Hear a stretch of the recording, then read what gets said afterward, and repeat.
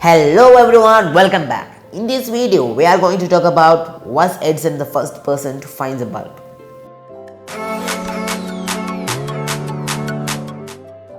Lost once, twice and thrice. The bulb was found at last after many had repeatedly lost.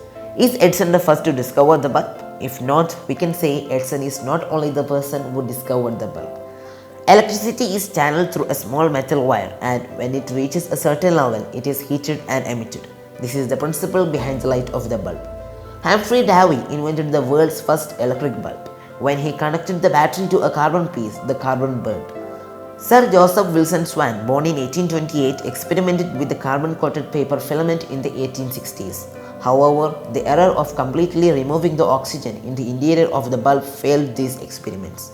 In 1878, he again patented the invention for the discovery.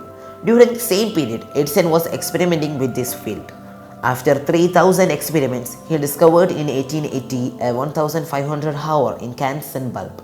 But Edison had to fight a legal battle with Swan, who had already patented it. Then two of them decided to work together.